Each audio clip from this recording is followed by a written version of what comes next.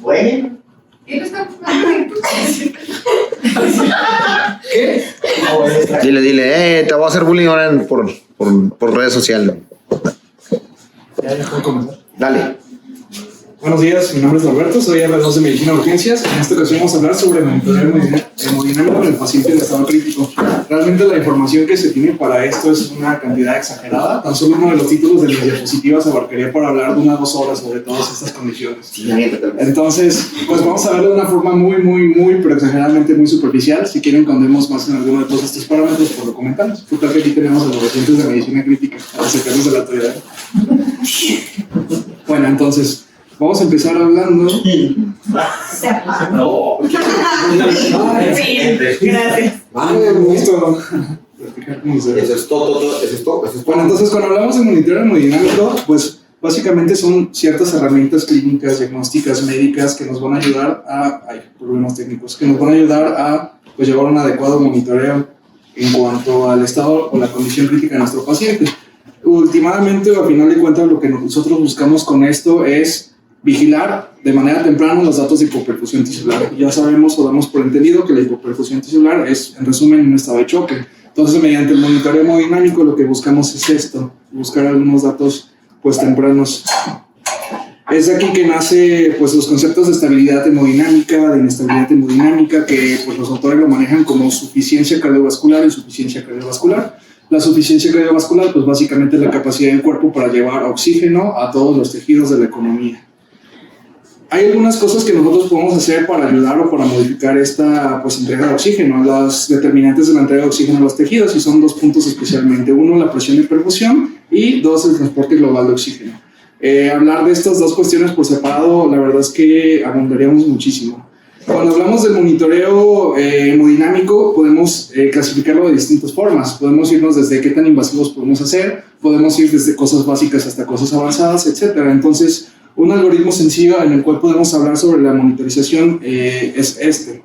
Cuando llega un paciente, nosotros, sobre todo en unidades de terapia intensiva o en mi caso a urgencias en el área de soporte, utilizamos desde lo más básico, desde la exploración física, desde la monitorización continua, electrocardiografías, pulsioximetría, toma de presiones no invasivas, la PNI, y algunos datos de perfusión tisular como una gasometría. Entonces, nosotros de manera inicial hacemos esto, los pacientes los reanimamos de acuerdo a estos valores, y en caso de ya no encontrar una adecuada mejoría o tener duda diagnóstica, pues es donde pasamos a la monitorización avanzada continua, que ya son todos los métodos que vamos a ver como no invasivos e invasivos, o mínimamente invasivos.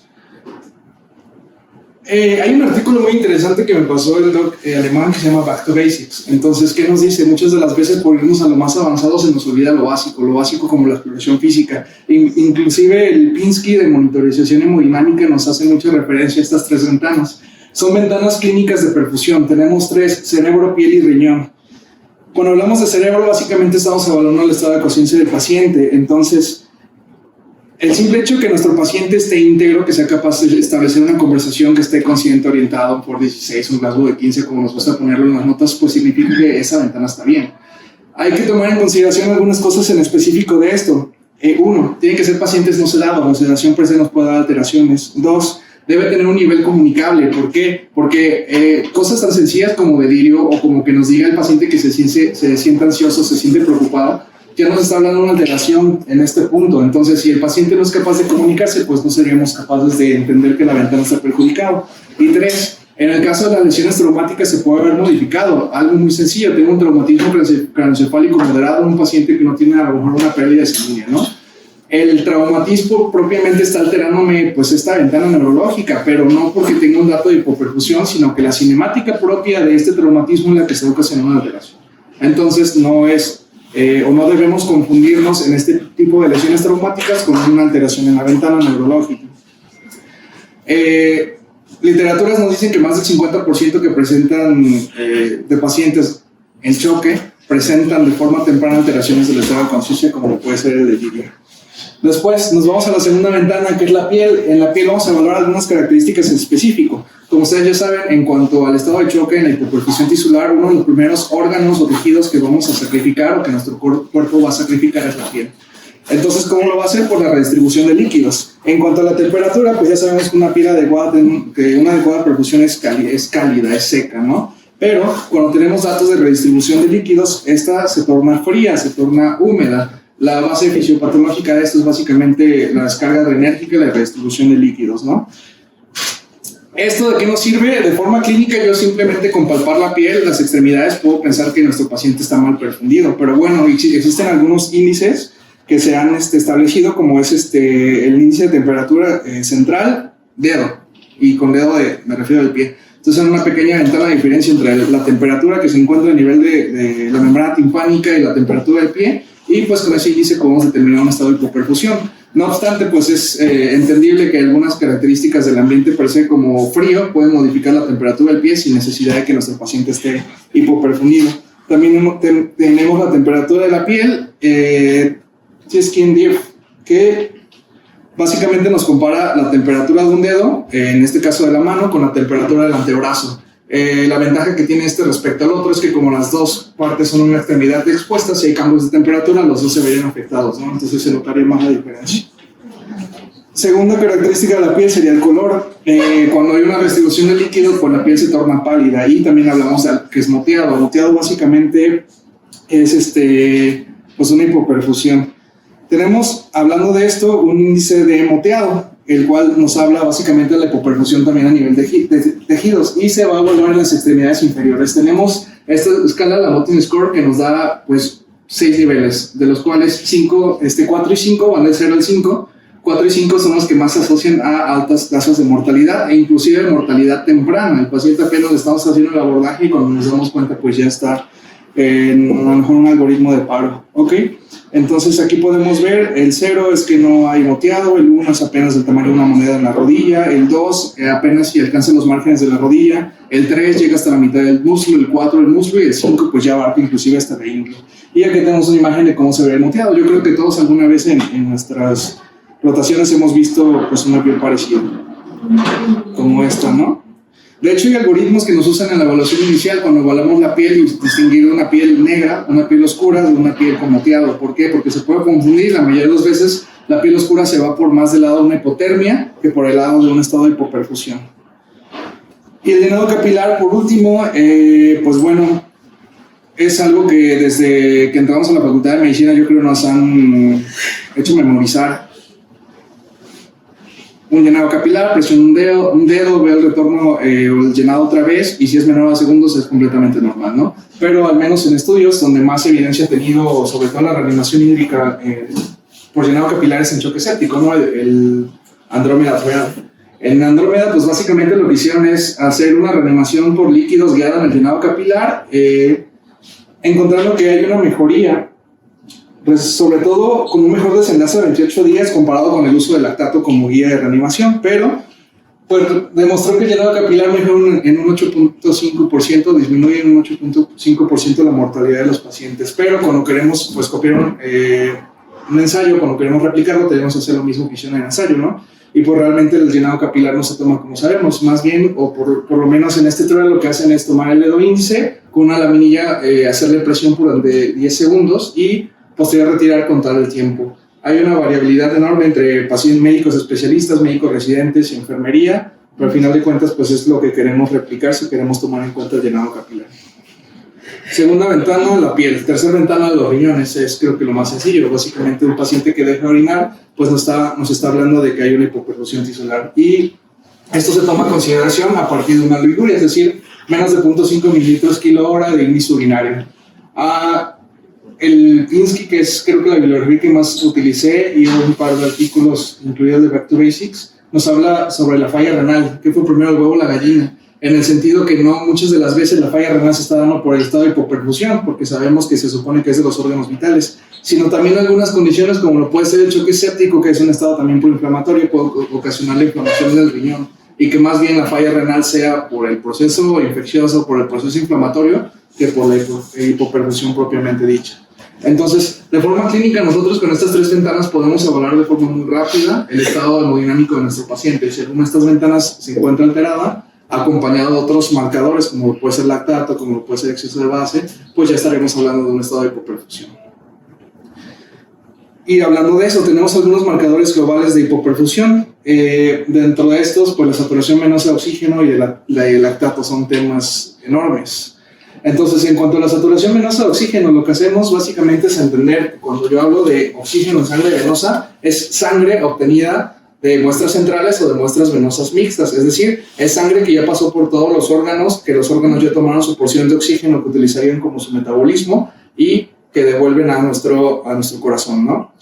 Entendemos entonces que la saturación venosa de oxígeno depende de una cantidad de oxígeno que nuestra circulación va a entregar, que después, que es la de delivery, y después los órganos retiran y nos devuelven esa saturación, es decir, entrega, consumo y al final lo que queda es nuestra saturación de oxígeno. Hay muchas fórmulas que se deberían considerar para esto, pero al final de cuentas, pues si se dan cuenta, tenemos algunas constantes, ¿no? Entonces ya tenemos la saturación de oxígeno que creemos que en condiciones normales es del 100% en un adulto de 70 kilos, que mide unos 70, que tiene pues un adecuado hemoglobina, una adecuada frecuencia cardíaca y todo. Entonces de este lado vemos el gasto cardíaco, la hemoglobina 1.34 y 10. El gasto cardíaco, pues si sabemos que el oxígeno va a depender de la cantidad de oxígeno que se bombea del corazón, va a depender de la frecuencia cardíaca, el volumen de eyección. La hemoglobina, ¿por qué es importante tomar en cuenta la hemoglobina? Pues porque por cada gramo de hemoglobina se carga aproximadamente 1.39 mililitros de oxígeno, ¿sale? Que es el 1.34 que tenemos ahí, por 10 para normalizar el índice. ¿Todo esto para qué? Para considerar que la extracción de oxígeno se puede ver modificada por algunos factores, ¿no? Por ejemplo, arriba tenemos la entrega, es decir, la sangre oxigenada, la sangre arterial. Si tengo modificaciones en esto, es entendible que puedo tener modificaciones en cuanto a mi gasto cardíaco, en cuanto a la volemia, por ejemplo, en cuanto a la saturación de oxígeno, etc. Y en cuanto al consumo de oxígeno, pues va directamente en cuanto al metabolismo de los órganos. Si yo tengo un aumento en el metabolismo de oxígeno, como lo que puede pasar en un estado, no sé, un metabolismo celular alto como la hipoxia, que está trabajando más pero con menos, pues voy a encontrar que la extracción de oxígeno va a ser mayor y por ende la saturación venosa que retorna va a ser menor. No sé si me expliqué. Entonces, como parámetro, el uso de la saturación venosa de oxígeno mixto central nos va a servir para valorar qué tanto oxígeno está consumiendo nuestro cuerpo o qué tanto oxígeno está modificando. Generalmente se considera que por arriba del 75% de la saturación venosa de oxígeno es lo normal, aunque dependiendo del estado puede variar esto, ¿sale? Si yo tengo por debajo del 75%, pues hay que revisar qué es lo que está pasando por ahí. Esto considerado lo que les decía, el lugar en donde se toma la muestra. Antes eran muy específicos en que se tomara una muestra venosa mixta, la cual básicamente es una cateterización de la arteria pulmonar, es decir, un método invasivo. Pero pues recientemente y con otros estudios se ha utilizado como una alternativa el uso de la vena cava superior, es decir, una muestra venosa central que tiene una variabilidad 5% respecto a la otra, pero sigue siendo algo pues que vale la pena utilizar. Sobre todo porque al final de cuentas es una referencia, no es algo absoluto, es algo que va a ir dependiente de nuestra interpretación.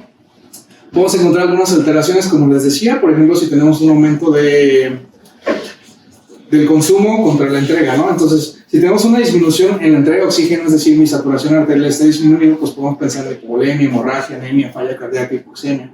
Por otra parte, si tenemos un aumento en el metabolismo celular, pues podemos pensar en algunas otras condiciones, como fiebre, dolores, calofríos, aumento del trabajo respiratorio, agitación y delirio. Depende de eso, podemos tomar algunas pues intervenciones terapéuticas que son propiamente de la patología base que nos está ocasionando. Entonces, en resumen, la saturación venosa de oxígeno es también una forma en la que yo monitoreo el estado del paciente y qué intervenciones puedo realizar. Otro de los marcadores globales de hipoperfusión es el lactato. Como ya sabemos, el lactato es parte del uso intracelular de la glucosa, sobre todo cuando hablamos de respiración anaerobia, ¿no? En la respiración anaerobia lo que nosotros hacemos es transformamos una glucosa en 2 piruvatos y en dos moléculas de ATP. Entonces, el piruvato, en cuanto se realiza este ciclo, esta vía, el piruvato se transforma en lactato. Entonces, el lactato básicamente nos está diciendo qué tan activa está la vía anaerobia. Cuando son pues, fuentes de lactato que tienen que ver con la respiración anaerobia. Esta no es la única forma en la que podemos encontrar lactato en el cuerpo. Y esto lo hace mediante la deshidrogenasa láctica. Entonces, el hecho de que tengamos un aumento del lactato por arriba de 2 moles nos está hablando que hay una respiración anaerobia, es decir, de forma indirecta que hay un estado de hipoperfusión. Se han utilizado algunas otras fórmulas, como es el índice de lactato piruvato. ¿Por qué? Porque teóricamente el lactato que se produce, o piruvato que se produce, piruvato que se transforma en lactato. Entonces, un índice de lactato piruvato por arriba de 18 también es algo que nos habla sobre hipoperfusión y se asocia a morbimortalidad aumentada. Entonces, el aclaramiento del lactato nos va a servir como una forma de saber si nuestro paciente está respondiendo adecuadamente a las intervenciones que nosotros estamos haciendo, si está administrando líquidos. Entonces, vamos a definir el aclaramiento del lactato como una disminución por hora de 10 al 20% o una disminución de al menos 10% en 6 horas durante la reanimación temprana. Si yo tengo un estado de choque refractario, un estado el cual no está respondiendo a líquidos, el cual sigue pues, con lactato presente, nos habla también de una mortalidad aumentada porque no hay una adecuada respuesta.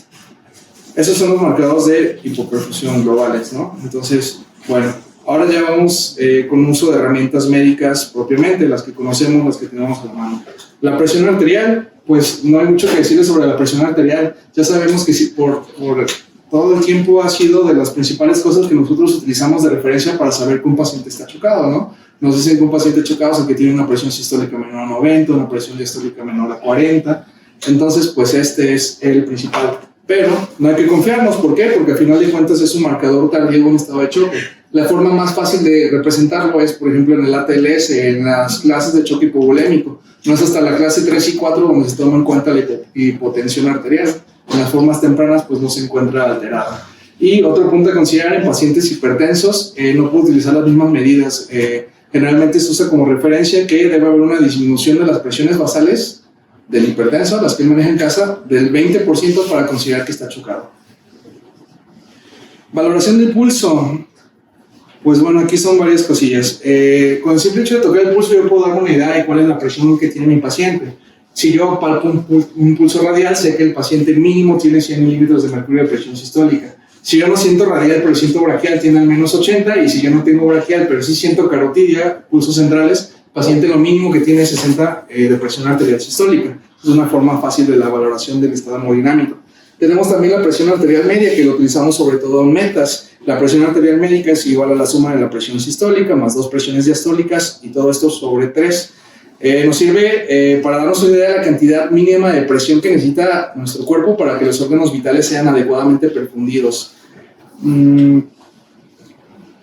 Y por último tenemos la presión de pulso, que la presión de pulso básicamente es la diferencia entre la presión sistólica y la presión diastólica. La presión de pulso, pues a final de cuentas es un aproximado proporcional al volumen sistólico, es decir, a la función de la bomba, de la precarga y de la poscarga, y es inversamente proporcional a la distensibilidad del sistema arterial, es decir, si la presión es demasiado baja, es decir, menor a 25 milímetros de mercurio, la causa probablemente sea un bajo, pues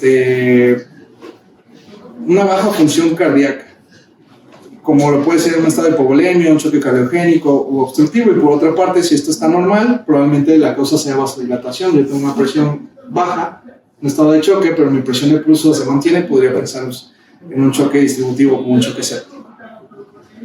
La frecuencia cardíaca es otro de esos parámetros que tenemos a la mano. Como tal, no hay artículos que te digan, pone electrocardiografía continua.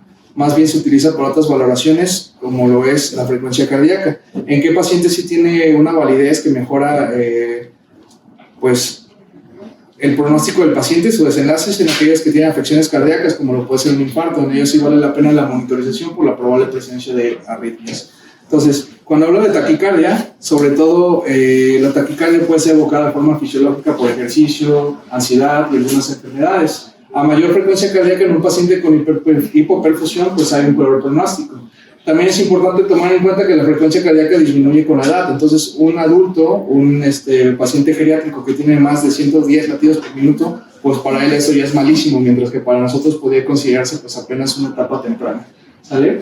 E inclusive, tan así es, la frecuencia cardíaca tiene un impacto sobre el estado de choque, que hay algunos estudios, por ejemplo en el choque séptico, que utilizan betabloqueadores para disminuir de forma intencional la frecuencia cardíaca y ayudar de cierta forma a que nuestras presiones de llenado sean un poquito más funcionales. Ya si nos vamos a lo más lejano, que serían frecuencias por arriba de 150 con una taquisupra, pues la calibración sería lo ideal, porque básicamente eso está perpetuando la cadena de hipoperfusión. En contraparte tenemos las bradicarias. Las bradicarias pueden observarse también de manera pues, no fisiológica, pero sí esperada en la hipotermia y en la presión intracranial elevada. Se va a asociar principalmente a otros medicamentos, sobre todo en pacientes que tenemos aquí en ventilación invasiva, que los tenemos sedados. Y nos obliga a dar un tratamiento de forma inmediata, sobre todo cuando es sintomático. Otras de las formas de monitoreo tenemos son los índices de choque y el índice de choque modificado. El índice de choque fue de las primeras herramientas que se hablaron. Básicamente es dividir la frecuencia cardíaca sobre la presión arterial sistólica. Lo normal es que tengamos de 0.5 a 0.7. Esto nos va a hablar con una especificidad de 75% y una sensibilidad del 80% de que nuestro paciente está hipoperfundido. Ya, inclusive se clasifica en 4 clases de choque según el índice de choque. Y tenemos también el índice de choque modificado, que es la frecuencia cardíaca, pero ahora sobre la presión arterial media, siendo normal de 0.7 a 1.3. También clasificando en 4 clases nuestro estado de choque y dependiendo de cada una de esas, pues la condición en la que se encuentra nuestro paciente. Tenemos otra de las cosas comunes, un pulsioxímetro. Y no cualquier pulsioxímetro, si ven aquí la pantallita, vamos a observar unas pequeñas curvas hacia abajo, que es la pletismografía, ¿no? Y no solo eso, específicamente este oxímetro, que medio pueden ver algo que es el PI, que es el índice de perfusión, que también es un índice que se da por estas mediciones y que nos habla sobre un estado de la vasculatura periférica o donde se está valorando. Entonces, en cuanto a la curva pletismográfica, básicamente es el análisis por espectros de luz de las ondas que dan tanto los tejidos que están en movimiento, básicamente las arteriolas, las arterias, y los movimientos, los tejidos que se encuentran estáticos, hueso, cartílago, piel. De esta forma nos va a analizar diferentes patrones de onda, las cuales nos pueden hablar a grosso modo si tenemos un paciente con vasoconstricción, si tenemos un paciente con vasodilatación o si está completamente normal. Tenemos una curva de ascenso, hasta arriba tenemos un pico máximo de presión sistólica, conforme va bajando la curvita tenemos una muesca y más abajo la línea de descenso. La muesca generalmente se encuentra aproximadamente a la mitad de toda la amplitud de la onda. Entre más alta está, pues nos está hablando de una vasoconstricción, y entre más baja está, como en los últimos 3 casos que se observan ahí, pues nos habla básicamente de una vasodilatación. En esencia, el índice de perfusión pues nos va a representar el tono vasomotor periférico, por lo que podemos concluir que cuando tenemos un índice de perfusión disminuido tenemos vasoconstricción y nos dice que el paciente se encuentra en un estado que probablemente sea hipovolémico, mientras un índice de perfusión aumentado nos habla de una vasodilatación, lo cual sería útil sobre todo en pacientes de choque, hablándose de choques distributivos como puede ser el choque séptico. Generalmente tenemos una amplitud de los valores normales demasiado grande, que va desde 0.02 hasta 10. Los índices de perfusión tienen una variabilidad de más o menos 0.02, entonces a partir de por debajo de 0.04 ya podríamos pensar pues en que tenemos una hipovolemia y por arriba de 10 una vasodilatación. Es también, a final de cuentas, una herramienta diagnóstica que nos va a ayudar a inclinarnos hacia alguna terapéutica en cuanto al paciente. Eso se ve de todas formas de una forma prehospitalaria. Bueno, otra de las formas en las que nosotros hacemos monitoreo es el gasto cardíaco, que creo que ahora sí es de lo más llamativo que vamos a encontrar. A final de cuentas, el gasto cardíaco es una forma de evaluar la función cardíaca global, es decir, cómo funciona la bomba, además del contenedor del contenido y las resistencias vasculares periféricas. La forma sencilla de calcular el gasto cardíaco es multiplicar la frecuencia cardíaca por el volumen de eyección del ventrículo izquierdo, es decir, el volumen sistólico o volumen latido. Lo normal es que esté por arriba de 4 a 6.5 litros por minuto. Después tenemos el índice cardíaco, que es básicamente el gasto cardíaco sobre la superficie corporal total, y algunas bibliografías nos manejan que debe estar por arriba de 2.2 litros minuto por superficie corporal total. En pacientes en los cuales tenemos apoyo pues, con vasoactivos debe ser por arriba de 2.4. ¿Qué formas tenemos para medir el gasto cardíaco? Un montón. El primer aventado que nos describió las técnicas de medición indirecta de gastos cardíacos pues fue Fick, ¿no? Fick nos dio una fórmula algo complejo que toma en cuenta todo lo que platicamos. Él básicamente nos decía que el gasto cardíaco podría calcularse utilizando los parámetros que hablamos sobre la saturación venosa mixta, así como la entrega de oxígeno arterial y venosa en esta diferencia. Entonces, estas son las fórmulas que nos daba o que nos dio, y al final de cuentas aquí dentro de los primeros valores encontramos el cardiac output. Es decir, si nosotros hacemos un despeje, al final de cuentas el gasto cardíaco se podría obtener con la siguiente fórmula. Para llevar a cabo esto, lo que nos decía es que podíamos tomar una muestra de sangre mixta, venosa mixta, como lo ves en un Swan-Ganz, o también en un catéter venoso central, y dos diferencias de la presión arterial de oxígeno en una muestra arterial y en una muestra de esta misma pues sangre venosa. Al final de cuentas, con esta fórmula nos va a dar un aproximadamente del índice cardíaco, un aproximado, y nos va a servir para darnos una idea de lo que es el gasto cardíaco y valorarlo, si un paciente se encuentra pues en cuanto a lo cardíaco funcional o no. Conforme pasó el tiempo se fueron inventando otras técnicas como lo puede ser la termodilución, la litodilución, el uso de métodos no invasivos como ultrasonido, y pues bueno, con el tiempo fueron adoptando el Swan-Ganz, el catéter que observamos en terapias sobre todo coronarias, como uno de los gold standard. Actualmente ya se pone más bien en duda por el hecho de que sea un procedimiento muy invasivo y que tenga algunas complicaciones, dentro de las cuales pues yo creo que de las más llamativas es la ruptura de una arteria pulmonar. Entonces, dentro de los métodos invasivos tenemos la termodilución transcardíaca. Lo que hacemos básicamente es introducir una sonda que va a tener dos lúmenes y algunos sensores, termicistores o digámoslo receptores de cambios de temperatura, los cuales introduciendo cierta cantidad de líquidos van a detectar los cambios de líquidos desde que sale ese líquido frío hasta que llegue otra vez al sensor. Estos cambios, y por medio de fórmulas que ya hace el sistema, nos pueden dar un aproximado del gasto cardíaco. Esta específicamente catéter de Swan-Ganz no solo tiene esa utilidad de termodilución, sino tiene muchísimos más usos. Mediciones de presiones de arteria pulmonar, mediciones de presiones arteriales auriculares, auricular derecha, la presión venosa central, que son otros parámetros que vamos a utilizar en el monitoreo cardíaco. Pero bueno, en este caso, hablando del gasto cardíaco, pues la termodilución transcardíaca es el que se utiliza de esta forma. Tenemos otros tipos que son la termodilución transpulmonar, que básicamente es una variante del principio de la termodilución utilizada en el catéter de la arteria pulmonar, pero en este caso utilizamos de forma mínimamente invasiva. ¿Por qué? Porque no nos vamos a ir a la arteria pulmonar. Podemos utilizar un acceso venoso central, colocarle pues un sensor de temperatura e infundir líquidos, y a su vez otro pues transductor de presión que puede ser axilar, que puede ser femoral, y estos tienen la capacidad que al inyectar soluciones frías noten esos cambios. Las soluciones que utilizamos pues generalmente no exceden los 15 cc y generalmente andan por ahí de los 8 grados centígrados para que detecten cambios.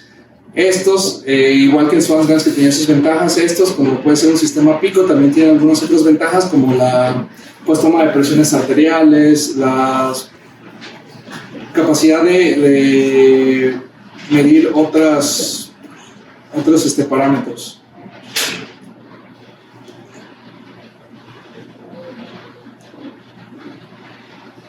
Y de los métodos no invasivos tenemos el ultrasonido Doppler, ¿no? Lo que vamos a hacer es calcular el gasto cardíaco mediante algunas técnicas. Esto se ve complejo, pero creo que es más sencillo de todo lo que platicamos. Básicamente lo que vamos a hacer es medir el volumen de un cilindro. Ese volumen del cilindro va a representar el volumen latido. ¿Cómo lo voy a hacer? Un cilindro tiene una base, que es un círculo, y tiene una altura.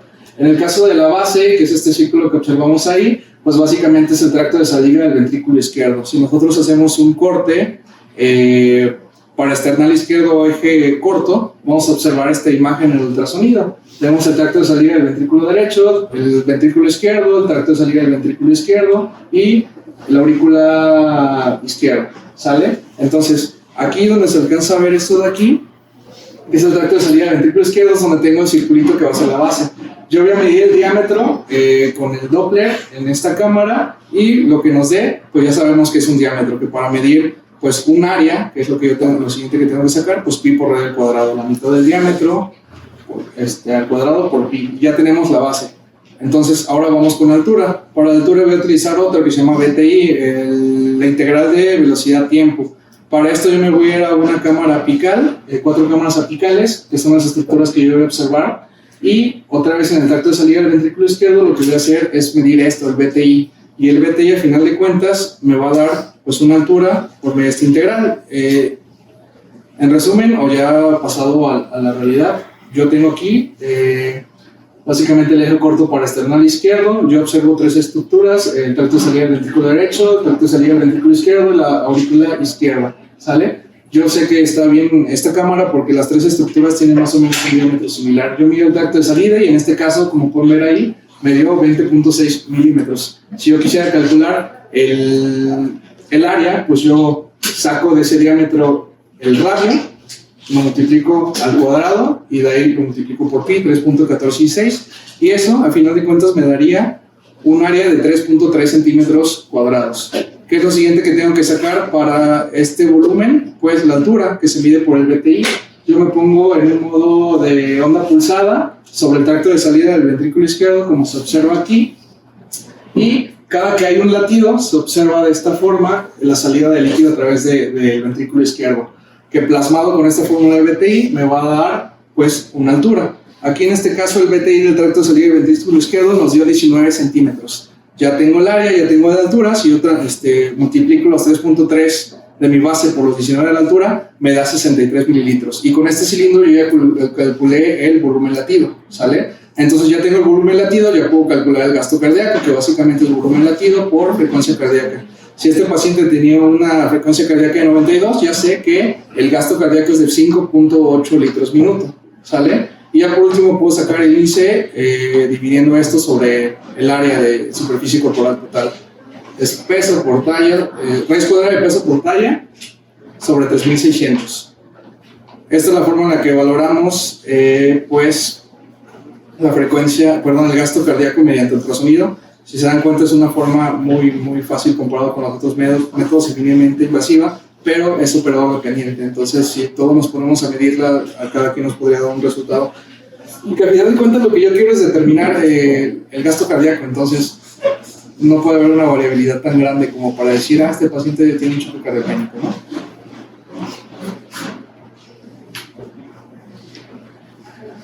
Aprovechando los métodos invasivos que teníamos como el Swan Gas, otra de las pues mediciones que nos puede dar la presión venosa central, es decir, la determinación de centímetros de agua de la presión de sangre en la vena cava superior o auricular derecha. Dependiendo de ese nivel puede tener algunos valores, pero dicho sea de paso, la presión venosa central es básicamente la presión de la aurícula pues derecha. ¿Esto cómo lo vamos a medir? Puede ser medido por un catéter Swan Gas de forma directa, ya nos va a dar las presiones, o podemos utilizar algunos otros métodos como lo es la colapsabilidad de la vena cava, que vamos a ver más adelante.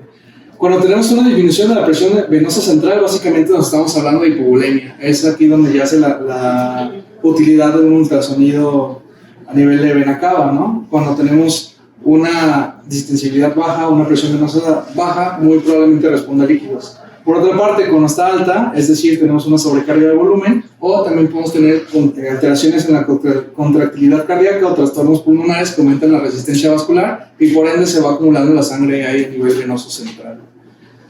Las resistencias periféricas es otro valor que nos podría ayudar para la monitorización hemodinámica, sobre todo en pacientes en choque séptico. Es básicamente despejar fórmulas que ya habíamos visto, y las resistencias vasculares sistémicas se van a dar en dinas. Ya tengo la presión arterial media, tengo la presión venosa central, mi constante para dinas y el gasto cardíaco que lo obtuve mediante lo que vimos previamente. Si los valores normales van de 770 hasta 1500 dinas, si estas están disminuidas, las resistencias vasculares periféricas están disminuidas, probablemente sea pues una vasodilatación. Por otra parte están aumentadas, que es constricción, pues sabemos que no va por ahí la cosa. Aunque no necesariamente en un choque séptico tienen que estar disminuidas, también tienen choques sépticos hiperdinámicos, hipodinámicos, entonces pues ya es cuestión de que se valore en su momento qué es lo que significa esta información. Medición de la vena cava inferior, me parece que el Iber lo va a tomar pues con mayor trasfondo, pero bueno, básicamente consiste en tener un plano sagital y a 2 o 3 centímetros de la salida de la aurícula derecha hacer una medición. ¿Qué tiene de interesante esto? Que es una forma indirecta de medir la presión de la aurícula derecha. ¿Cómo lo voy a saber? Esta es la tablita que encontré en un artículo pues indexado, pero de forma rápida el punto de corte es 21 milímetros. Si está por debajo de 21 milímetros, si está por arriba de 21 milímetros, si colapsa más del 50%, si colapsa menos del 50%. Si tengo una vena cava que colapsa o que mide menos de 21 y colapsa más del 50%, seguramente nuestra presión auricular debe estar por debajo de los 5. Si tengo una vena cava que mide más de 21 pero colapsa más del 50%, pues ya va por presiones intermedias. Y por último, si tengo una vena cava que tiene más de 21 y que no colapsa, primero que colapse más del 50 y después que no colapse más del 50, pues va subiendo la presión auricular derecha. Algo que vale la pena también mencionar aquí es que no es lo mismo un paciente que tiene la capacidad de ventilaciones espontáneas que uno que está pues con ventilaciones mecánicas. Esto a nivel fisiológico, cuando de forma espontánea llega inspiración, pues básicamente tenemos una presión negativa intratorácica. Pero un paciente que está recibiendo ventilaciones mecánicas, el mismo ventilador está haciendo un aumento de la presión intrapleural y por ende está aumentando el colapso de la vena cava, impidiendo, por supuesto, que otra vez vuelva a crecer. Esto en pacientes con ventilación espontánea se podría medir simplemente aquí en inspiración y ya, pero en los pacientes que tienen ventilaciones ya utilizamos ventilaciones mecánicas, ya utilizamos algunos índices distintos, como es el índice de la distensibilidad de la vena cava inferior. Básicamente yo mido un ciclo ventilatorio completo, mido cuánto es el diámetro máximo, cuánto es el diámetro mínimo y mediante fórmulas, que son estas dos, voy a tener algunos puntos. Si es mayor a 13 o 19%, depende de la fórmula, es como probablemente yo pueda tener una respuesta a fluidos, es decir, al paciente le faltan líquidos, ¿no? Y hasta ahí llegué. Creo que es mucha información, la verdad. No sé si quieren ahondar algún tema, la verdad es que sí traté de estudiar mucho los temas para que si no ahondaba y ustedes tienen alguna duda, pues lo profundizáramos. Entonces no sé si quieren abarcar más de alguno. Porque, en las clases del doctor Peste hay solo la primera presentación, que es la de oxígeno, y ahorita la doctora Diana se aventó 2 horas en solo una de las diapositivas que tengo acá, entonces entonces la verdad es que monitorear hemodinámico es algo interesante. Me pasaron un libro que es el de Pinsky, que son 900 páginas de puro esto. La mitad de la Diana. Sí. La mitad del libro. Entonces, pues todo la verdad tiene su complejidad. Y esto es lo que les dije, es superficial. Si le siguen buscando, tan solo de estos índices pueden encontrar muchísimo más. ¿Algún comentario? No. Bueno, yo tengo una pregunta. Adelante. Entonces, el gasto cardíaco, o sea, ya vimos que hay formas invasivas, no invasivas de medirlo, o sea, tal vez considerando un todo, si sea no invasivo la mejor forma, pero la determinación más precisa sigue siendo con la termoilusión cardíaca, o cómo sería pues es que mira, la evolución la tendencia ha sido a irnos a formas no invasivas conforme ha ido mejorando la tecnología. Un Swan-Ganz, pues sí, obviamente te daba información, pero nunca se ha encontrado que el que tú monitores más a tu paciente o de manera más agresiva se correlacione con mayor sobrevida. A lo mejor lo que sí te obviamente un estudio diagnóstico siempre, entre más invasivo sea, tienes que ver los pros y los contras del mismo, ¿no? Entonces, si realmente va a servir para tomar decisiones de peso en el manejo del paciente, pues puede valer la pena. Pero si hay alternativas menos invasivas que puedas poner en riesgo en menor cantidad a tu paciente, como con el uso del ultrasonido, pues mejor las te guías con esas. Además, tomar en cuenta que pues, el hecho de que ya tenemos estas herramientas como el ultrasonido, pues no ha hecho que disminuya el uso del Swan-Ganz, porque aparte no se había visto, la mayoría de las poblaciones ha visto beneficio de ponérselo, exceptuando en la coronaria, en los pacientes cardiovasculares, donde pudiera tener en agudo su mayor uso, por eso ya lo siguen poniendo. Ustedes das cuenta, por ejemplo, nosotros prácticamente no lo ponemos, yo no sé ponerlo, y yo creo que nuestros atletas, que son los que más crecían en la época en la que fue el boom del Swan-Ganz, pues han perdido prácticas, pues. Entonces, si es un procedimiento que es invasivo, ¿qué tan bien lo vas a interpretar? Porque no es frecuente que lo utilices, y tienes otras alternativas, y realmente te va a llevar a tomar una decisión contundente en el manejo del paciente o nada más estar exponiendo. Y pues lo que no, pues el ultrasonido pues tiene la desventaja, por ejemplo, de que pues, depende del operador.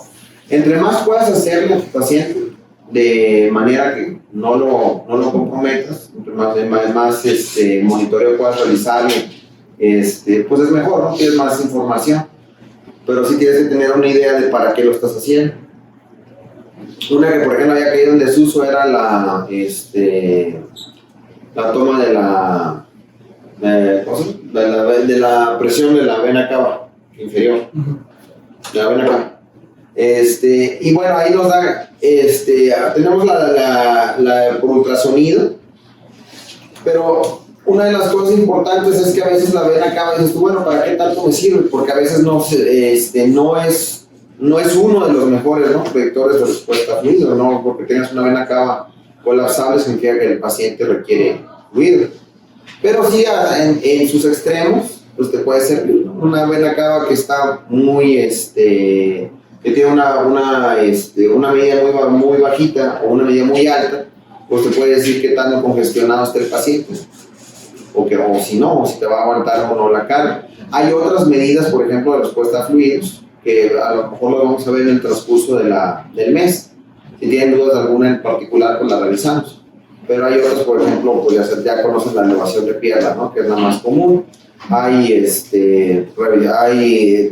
cambio de la carótida, ¿no?, de la posición histórica de la carótida posterior al levantamiento de piernas, y van a ver que diferentes de estas, bueno, se hace con Doppler, más que ahorita como no les tocó que te quedamos el Doppler, no lo hemos hecho, pero y hay varias que tienen diferentes niveles de fidelidad dentro en el área bajo la curva. Hay otras que no hemos hecho aquí tampoco, pero por ejemplo hay una que se utiliza volumen-entidad, aumentas el volumen-entidad del paciente y ves la variabilidad de pulso. Entonces hay varias, pues es una de las que tiene un área bajo la curva un poquito mayor para la presión de fluido, de respuesta a fluido. Pero todo esto pues lo vamos, es tomarlo en el contexto de que te es de utilidad, pone en riesgo a tu paciente, no lo pone en riesgo, y en base a eso pues es de tomar la decisión, ¿no?, de qué medida de monitorización vas a hacer.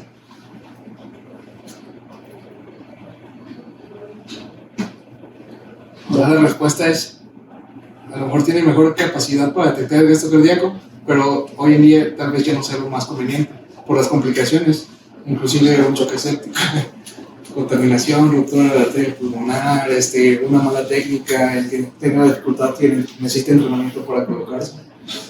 Mucho uso todavía en algunas cuestiones como la trasplante pulmonar, pero pues en sí digo no es tan accesible y pues sí requiere el uso constante para aprender a realizar la interpretación.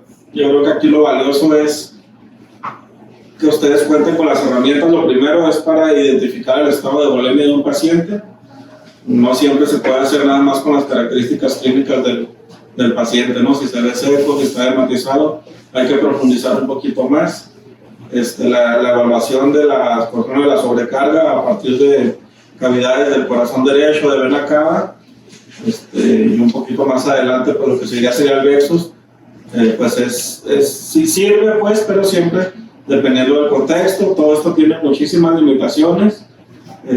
Por ejemplo, vena cava, si el paciente tiene alguna condición que curse con un aumento de presiones de la aurícula derecha, pues se invalida totalmente, ¿no? No podemos estar basando, a lo mejor el paciente ya no aguante más líquidos, pero cuando en realidad por lo mejor tiene una TEP o tiene hipertensión pulmonar crónica, ese tipo de situaciones, ¿no? Lo mismo, si colapsa totalmente, pero clínicamente no creen ustedes que ese paciente es hipovolémico, pues habrá que considerar si no es el diafragma que la está aplastando, sobre todo si el paciente está ventilado. Todo tiene muchos bemoles, pero pues tenemos que apoyarnos en todas las estrategias que podamos tener ahí. ¿Ustedes cómo valoran, por ejemplo, que su paciente es respondedor a fluidos o simplemente no lo valoran? ¿Cómo lo valoran? Empezamos ultra. ¿Pero qué? Vena cava, si utilizamos vena cava y clínica. Llenado capilar, insulinario. Pues mejor llenado capilar y ver que no esté congestionado el pulmón, que una vena cava con muchas limitaciones, porque no traduce respuesta a volumen, ¿no? Quizás los pueda alertar de ya no pasar más, pero lo que sean variables estáticas o variables dinámicas. ¿Alguien usa alguna variable dinámica para predecir la respuesta al volumen? Sí, ajá. La variabilidad. Ajá, la variabilidad. Y acabamos de crear cómo está, porque nosotros no podemos hacer eso. Exactamente, es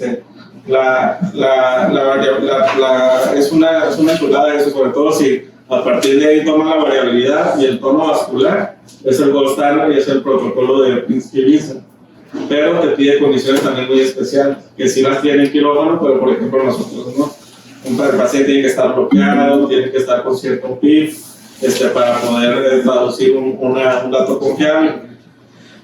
A lo que voy aquí en terapia, nosotros lo que podemos hacer y tiene mayor sensibilidad sería la variación del BTI después de un reto, que puede ser un mini reto con 100 cc, con 250 cc un reto, con un aumento del 25-30% del volumen tidal durante la fase inspiratoria, o con elevación pasiva de piernas, y a partir de ahí pueden tomar tanto como la variabilidad del BTI o la variabilidad de la velocidad sistólica de la arteria carótida. Tiene que haber elevación de más del 15%, y esas sí son, a veces lo extrapolan a la PAM, ¿no? Dicen, lo voy a pasar líquido y si me aumenta la PAM más del 10%, es que responde a volumen. ¿Alguien hace eso? ¿Me lo pone? La primera rotación que me hace eso. Eso, sobre todo, digo, sí es evidente, ¿no? Le haces, empiezas un manejo hídrico-agresivo en el paciente y mejora la PAM, pues sí te puede traducir que está respondiendo, ¿no? Pero la verdad es que no es tan fidedigno, y más cuando hay alteraciones de la frecuencia cardíaca, ¿no? Esa fórmula que nos ponía ahorita el doc para el cálculo de la PAM, pues es un paciente en sinusal, ¿no? Entonces, sí, pues la recomendación, si no lo usan, es que sí continúen y no lo usen. Yo creo que, por ejemplo, algo no tan dinámico, pero que es más fidedigno, por ejemplo, tomar un delta CO2 o una saturación venosa central, hacer nuestra maniobra y tomar un control, quizás sea más dinámico que la presión venosa central o que el exceso de base, ese otro tipo de situaciones. Lo otro, en cuanto al taller hemodinámico, que proviene lo de FIC, la verdad es que no es tan difícil, hay que acostumbrarse a las fórmulas, es sacar los contenidos arteriales con las fórmulas que pone el doctor,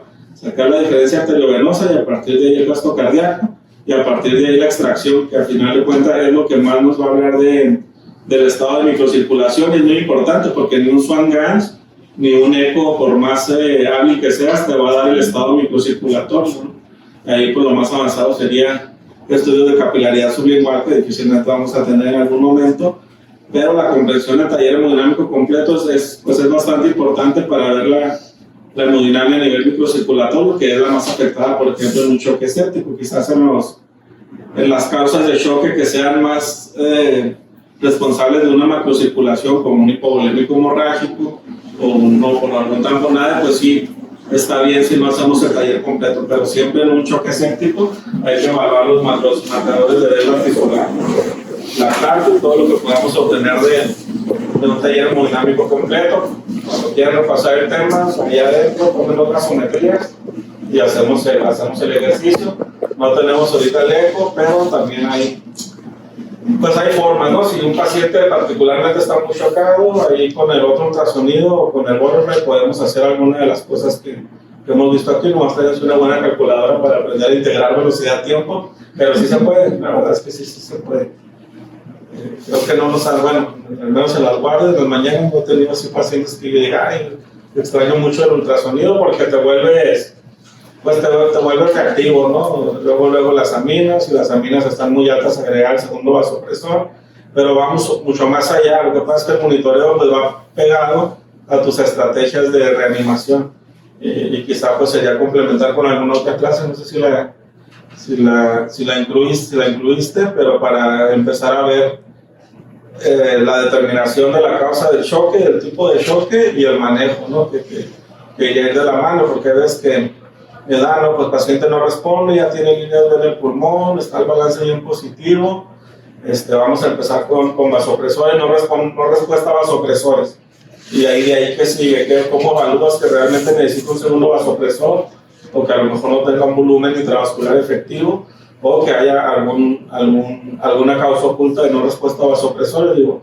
pues eso es un tema Enorme, ¿no? Choque Súper refractario. amplio, pero sobre todo la primera parte que nos dio el doctor de clínica, si nos lo llevamos, yo creo que vamos a ayudar mucho al paciente porque lo principal es la determinación temprana de los estados de shock.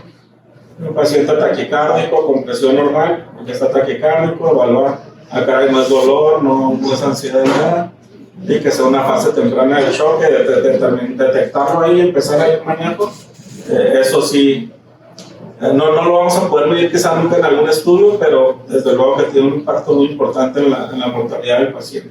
Hay una clase muy buena del doctor Monares ahí en YouTube, se la buscan, una sobre la taquicardia. Entonces, para veanla, pues el doctor dice que el doctor Monares es un intensista, para los que no lo sepan, es un intensista bastante famoso. Está en su canal. No tengo en el canal, la voy a piratear y la voy a subir ahí. Ese es de Famed, pero yo te recomiendo que no, pero tú sabes. Me strike. Habla el doc de eso, pues, de que pues no, cuando tengas un paciente taquicárdico, no acabamos tu trabajo, pues tienes que ver por qué está esa taquicardia, el paciente ansioso. Ahora también parece que hay incongruencia, a veces puede haber incongruencias hemodinámicas, como dice el doctor Blanco, puede estar tu paciente aparentemente en la macrocirculación, estar bien, pero en la microcirculación ya empezar con una deuda de oxígeno. Entonces, ahí es donde el delta de CO2 te va a dar utilidad, y pues son el tipo de parámetros que tenemos que tener en cuenta para que no se nos escape, ¿no? Porque a lo mejor si tú nada más te fijas en la TA, en las presiones medias, y te esperas hasta que realmente ya empiece a hipotensarse el paciente, pues no te pierdes una ventana de oportunidad para actuar de manera previsora, ¿no? La intervención ya empieza desde una falla orgánica probablemente, no más. Muy bien, ¿algo de siguiente más? Mañana, ¿no? ¿A quién le va a dar? ¿Ya también? De circulación. Bueno, acabamos de tener un artículo muy brillante al respecto. Muy bravo. Pues no, ¿No? Sobre la práctica vamos dando. Excelente, Basuri.